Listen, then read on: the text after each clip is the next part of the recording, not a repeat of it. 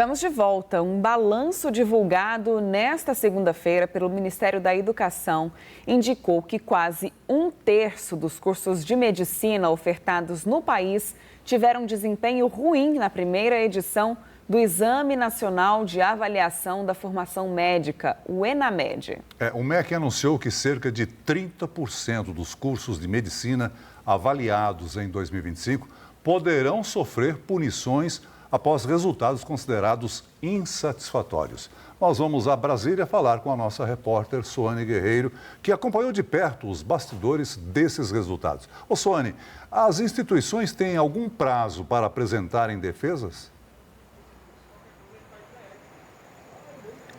Olá novamente, Celso Marina. Sim, existe um prazo. A partir de agora, a Secretaria de Supervisão da Educação Superior, que é vinculada ao MEC, vai informar essas instituições sobre a abertura de um procedimento administrativo de supervisão.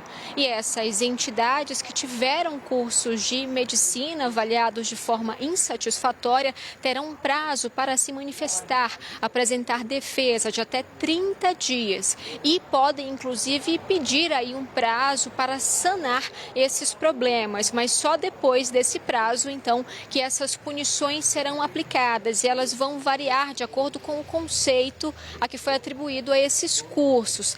Pode ter, então, punições no sentido de reduzir o número de alunos dessas instituições de medicina, não só reduzir, como também proibir que novos alunos ingressem nesses cursos. O governo federal também vai suspender programas como o FIES, o Fundo de Financiamento Estudantil, para essas instituições. Esse exame avaliou 351 cursos e cerca de 39 mil alunos. E tivemos, então, esse resultado preocupante de cerca de 30% aí do total que tiveram um resultado insatisfatório, os conceitos variando entre 1 e 2 em uma escala de 5.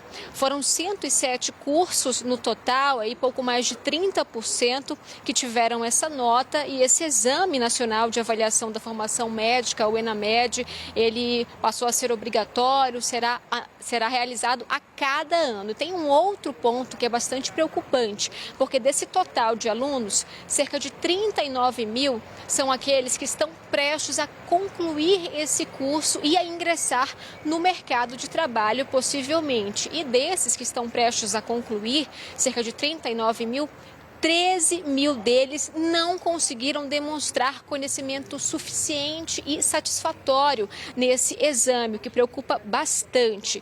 E teve um outro ponto também que foi colocado, pelo ministro da Educação, Camilo Santana, que ele falou o seguinte, nem todas as instituições que foram alvo aí desses índices insatisfatórios, elas poderão ser punidas pelo governo federal, porque a maioria delas está ali em âmbito municipal ou estadual. Por isso, o MEC não teria como fazer essas punições, já que atua na esfera federal, aí respeitando o Pacto Federativo. E aí, por isso, também o ministro Camilo Santana disse que já tinha aberto um diálogo com outros integrantes do governo e até aqui do Palácio do Planalto, no sentido de até articular com o Congresso Nacional para que uma lei seja aprovada e o MEC possa também atuar em relação a essas instituições. Vamos ouvir um trecho do que disse o ministro da Educação.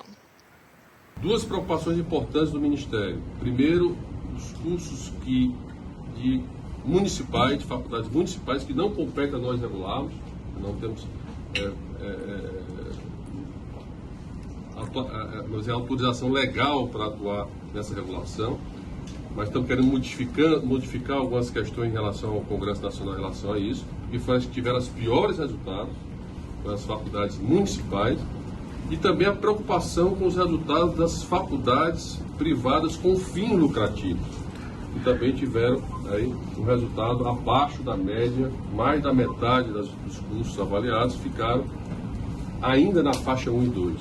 Então são cursos que passarão a serem regulados a partir de agora, com medidas cautelares, e repito, nós não estamos aqui querendo fazer nenhuma sanção ou penalidade intencional ou a qualquer instituição.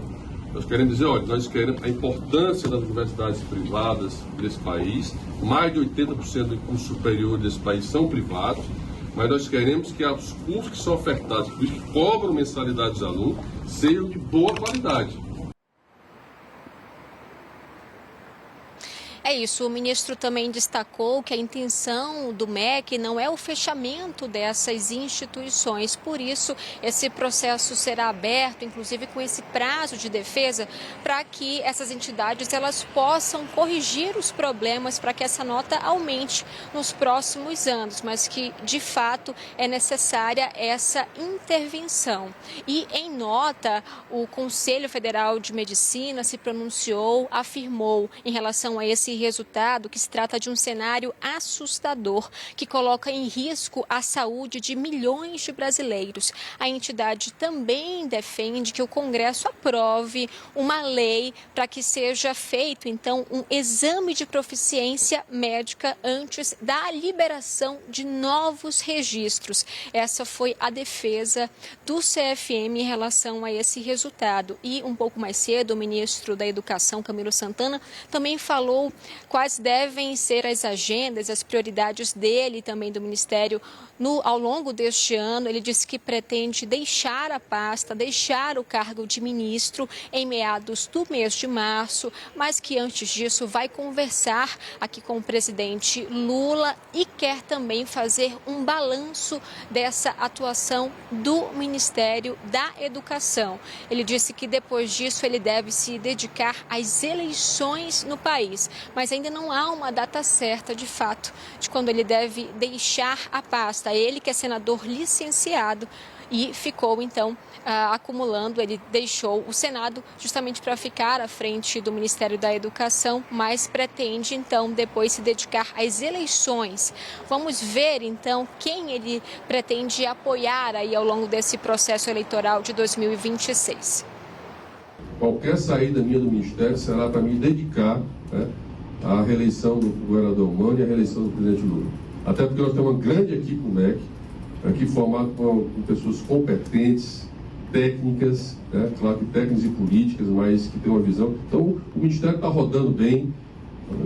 A meta agora é fazer as entregas que nós planejamos, é entregar os institutos federais, as nossas universidades, melhorar os nossos indicadores, fortalecer nossas relações com os municípios e estados, entregar as milhares de creches que nós estamos retomando e construindo nesse país. Então, a equipe está andando bem e eu não tenho dúvida que a minha saída ou não jamais vai afetar o encaminhamento, o andamento das ações aqui do MEC. Voltamos a falar com o nosso analista Ranier Bragon sobre esse assunto. Ranier, a gente viu dias atrás a saída de Ricardo Lewandowski do Ministério da Justiça por razões pessoais. Fernando Haddad também já disse que vai deixar o Ministério da Fazenda para se dedicar às eleições, mas tem negado que vá ser candidato. E agora a gente vê Camilo Santana também dizendo que vai deixar o Ministério da Educação, mesmo não sendo candidato em 2026. A gente já consegue observar, né, essa saída de diversos ministros do presidente Lula, todos de olho, claro, na reeleição do próprio presidente. Eles querem trabalhar para ajudar Lula nas eleições de 2026. Mas o número de ministros que vão sair das pastas acaba sendo maior do que o esperado, por aqueles motivos naturais, né, principalmente pela descompatibilização obrigatória para os que vão ser candidatos. Marina, no caso do Camilo Santana, tem uma questão regional, porque ainda há uma dúvida. Ele pode ainda ser um candidato em 2026 ao governo do Ceará. O Eumano, o governador do PT, ele tem uma eleição muito dura lá pela frente, até pelo fato do ex-ministro, ex-governador Ciro Gomes, que é muito popular ainda lá, tem uma força política ainda muito grande no Ceará. Ele vai ser o candidato ao governo justamente contra o PT. Ele rompeu, ele com o PT há alguns anos, é adversário dos petistas. Na última eleição presidencial, justamente, fez uma campanha muito dura contra o próprio Lula e ele parte lá para a disputa do governo do Estado com uma chance ali de derrotar o PT no estado do ministro Camilo Santana. Então o Camilo foi eleito senador em 2022, ele está no meio do mandato. O mandato de senador é de 8 anos, ele se licenciou do mandato de senador para assumir o cargo de ministro. Agora, saindo ministro, ele volta ao mandato de senador e ainda tem mais 4 anos aí de mandato ali no Senado. Então, publicamente ele fala que obviamente ele vai contribuir para a campanha do presidente Lula, mas ele é cotado ali por aliados e pelo próprio PT como talvez um possível candidato ao governo do estado que seja mais forte do que o próprio atual governador. E o Camilo é mais um aí dessa grande leva de ministros do governo Lula que deve deixar o cargo. Dos quase 40 ministérios, metade ou mais da metade vai sair para disputar a eleição de deputado federal,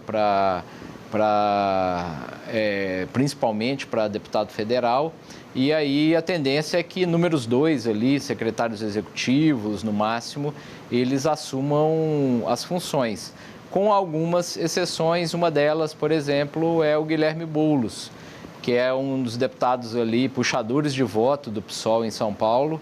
Ele não deve se candidatar à reeleição ao governo do estado, porque se comprometeu com o governo Lula a seguir ali no ministério que ele recém tomou posse, no Ministério da Secretaria-Geral da Presidência, para ajudar o governo Lula aí nessa reta final. Ele defende ali, ele é responsável pela mobilização ali popular, com movimentos sociais, e ele está capitaneando aí, vai defender muito algumas das pautas que serão prioritárias do governo nesse ano 2026, entre elas regulamentação de trabalhadores por aplicativo e a pauta que vai tentar acabar com a chamada escala 6x1 no Congresso. Deve ser uma das principais bandeiras de campanha do governo Lula. Marina e Celso.